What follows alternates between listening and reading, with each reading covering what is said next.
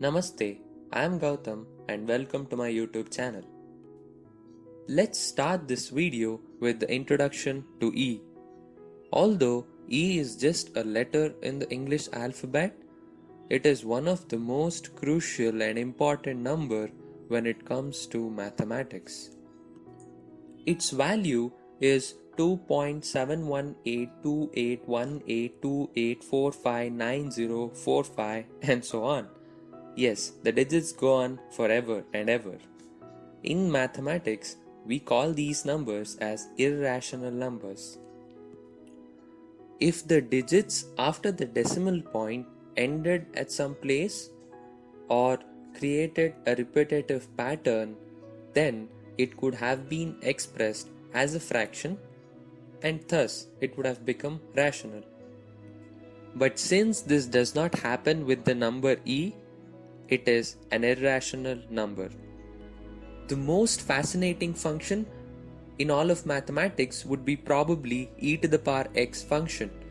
This is such a beautiful function because if you were to take the derivative or the area under the curve from negative infinity to any point, it would be actually equal to the value of this function at that point. Crazy, right? So why are we actually discussing about this e to the power x graph? Because it is very closely associated with the way we learn things. We always tend to think that growth is linear. The more time we put into something, the better we'll get at it, right? Well, that's wrong. Let us consider piano skill for example. Ram, who is an absolute beginner in piano and has no clue about piano, versus Sham, who is an expert in piano and is practicing piano for the last 10 years, both spend the same amount of time on practicing piano. Do you think they would have got equal skills? The obvious answer is no. The skill that you gain does not only depend on the time that you spend on it, rather it is also dependent on your past experiences, right? Hence, learning is not a linear graph. Then what is it? Well, the answer is not straightforward. We have two approaches to look at it. The first approach is called as exponential growth. Here, during the initial phases, you spend a lot of time, but the amount of skill that you gain is very little. As you gain more experience, the skill acquisition becomes much more easier. The second approach is called logarithmic growth. Here, learning at an earlier stage is easier, but as you have more experience and try to master a particular skill, you end up spending a lot of time and gaining very little skill. So, which one of the two is the correct approach? In fact, researchers have found that the actual learning process is a combination of the two called as the sigmoid growth. Let's take the example of a person learning guitar. We will try to plot his skill in the y-axis versus the time or the experience in x-axis. During the initial phase, he would require a lot of time in understanding basic things such as holding a guitar, playing all the chords properly and so on. So he would spend a lot of time and gain very little skill. Once he crosses the beginner stage, he can learn a lot of things very quickly because of the experience that he has. However, there is a point where the skill saturates. If he has to become a professional guitarist, then he needs to spend a lot of time even for minute improvements. That is how a person learns guitar, or in general, that is how we learn stuff. Have you ever noticed that it is very easy to start something new, but it is very difficult to carry on? This is due to the exponential nature of learning in the beginning stages.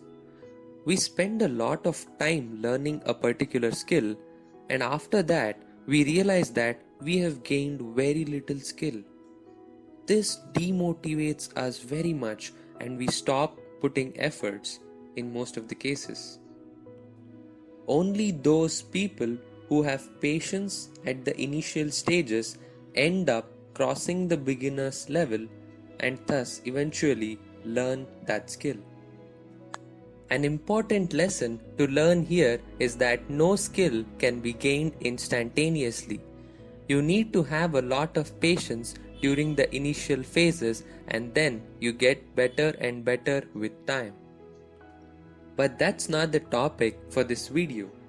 There is also a flip side to this discussion we are having. We were just talking about how we learn stuff, right? But what about the learning of bad skills or the cultivation of bad habits? Interestingly, it's the same sigmoid way in which we cultivate bad habits as well. Bad habits might be as simple as sleeping late, or bad food habits, or smoking a cigar, and so on. I'm not defining what a bad habit is. I'm nobody to define it, of course. It is left up to the individual to decide what is good or bad for themselves. Just for the sake of a discussion, let us consider skill X as a bad habit. You can imagine skill X as your bad habit. During the initial phase, a person would put a lot of time in order to learn this skill.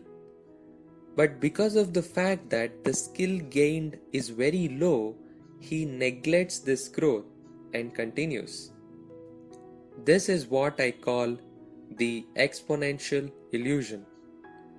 Due to the fact that we gain very little skill, we tend to ignore or neglect these bad habits. But eventually, they pile up and it becomes immensely hard to make a turnaround. It is important to focus on these small increases in our life to save ourselves from falling prey to these bad habits. That 2 puffs of cigar you had, or that 2 hours of sleeping late, or that 2 kgs of extra weight that you gained, all of them are rising exponentially. Be aware.